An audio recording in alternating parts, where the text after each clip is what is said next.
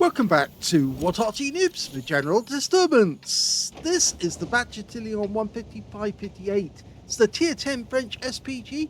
We're located on the defending spawn of Redshire Assault, and it's under a command of fingernail clipping. Game on. 10 minutes to win the battle and defend the cap from the enemy. He's got a 155mm howitzer capable of doing 680 alpha, 48mm pen, 7.6 meters on the burst radius, between 12.25 and 27 seconds of stun. The enemy are now in sight. In fact, a lot of them are in sight, but we're going for this leopard who seems to be going for the cops in the north of the map. He's making his way through right now. We might have a shot. We're almost loaded. 3 shells. Almost ready to shoot. Here we go. The leopards come up against one of our teammates. Rounds out. Good solid hit. First shell, 307 hit points. Ready to go again. He's backing up. Oh! Well, that shell prematurely exploded. And it may be that he went down into the dip there, and that's why we can't get the shell on target. Yes, it does look like he's in the dip. And before we can shoot the next round, he dies to the leopard prototype. T110E4, we've got 1 shell left. Rounds out. That's a solid hit there, 366. And he got stun assist, but he suddenly found himself backed up against a rock wall. Now, it's a 3-shot autoloader. This Arty was built in 1958. It's got a turret that will turn 360 degrees, so it will aim in any direction so long as your vehicle, well, you don't really have to be facing the route of exit, but you can just face your vehicle any way you like. And if you want to relocate to avoid counter battery, you just press the forward key, the W key, and you'll just move, and that will change your spot. He's now looking to the south. He's almost completed the reload. T57 and the Centurion 7-1. Shell explodes the other side of the T57, and it looks like the enemy is pushing quite hard on this side of the map. Rounds out again. Lands short this time. He is getting stun assist though. Almost ready to shoot again. Rounds out. That solidly hit the Centurion. And he is getting stun assist off that as well, because it actually stunned the T57 Heavy as well as the Centurion when it went in. So he's already picked up nearly 4,000 stun assists out of this game and only 752 actual damage. And that's pretty incredible considering that's just 2 reloads, or 1 reload after the initial load. Okay, looking at the T57 Heavy again. None of the tanks in the middle of the map are actually visible. Our guys have got the north route, so there's no way that the enemy is going to make it through there. And we're almost loaded, so I think either the T57 Heavy or the E-Pumpsy are going to get hit. The T57 is the first, but it's only 185 because it hits the front of the vehicle. The Pumpsy goes down, so we don't have to shoot at him anymore. And now it's just going for the T57 again. But the thing is, he's still got some stun. And we want to maximize the stun. He just lost his stun just as the shell went out. So now he's got a full load of stun again. And that's really going to annoy him. Now, the enemy Arty just fired in, and he's also a Bat Chat 155-58. So we know where he is now. He's actually somewhere along the K road. T57 Heavy's gone. So it looks like our teammates may be free to go along the south route and find out where the enemy Arty is.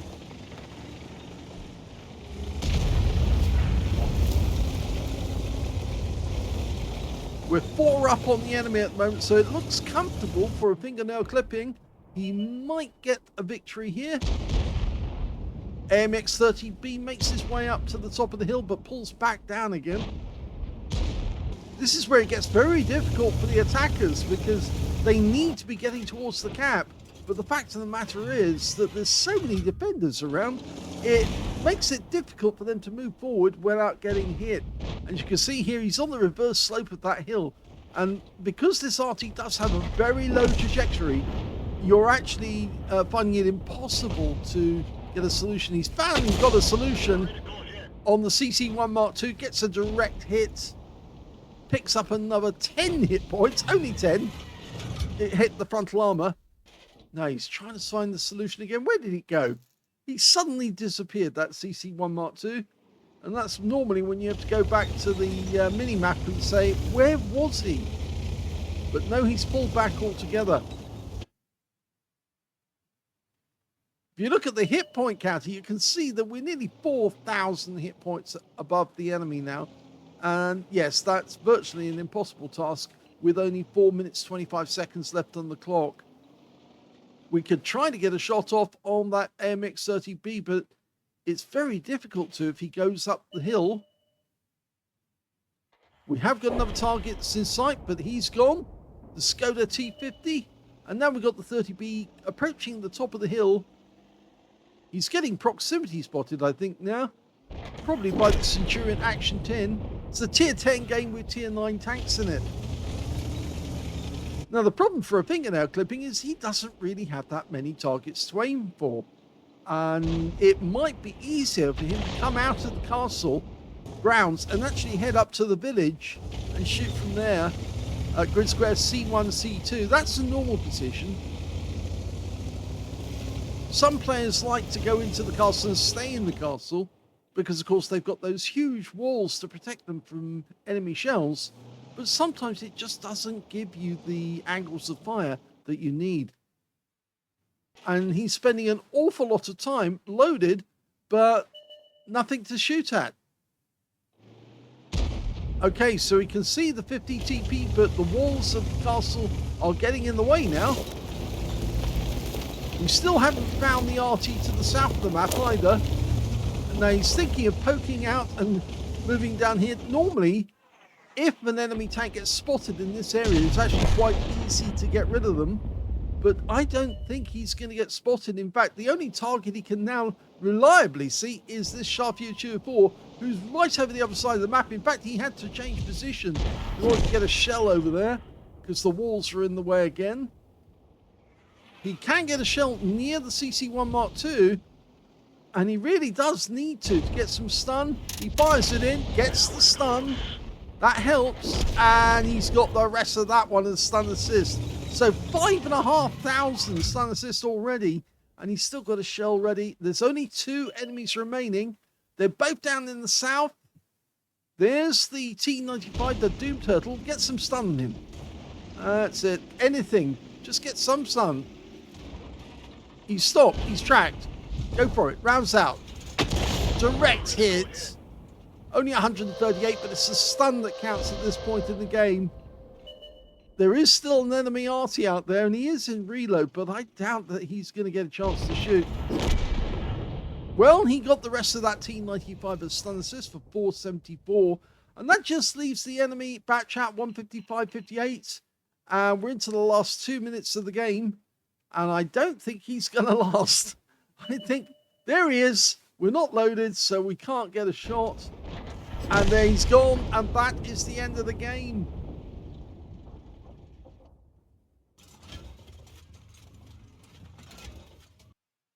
Here's the end of battle stats, and that was an ace tanker game for a fingernail clipping in the Bat Châtillon 155-58. He managed to get a bruiser medal for getting at least 5 critical hits. In fact, he got 5 exactly.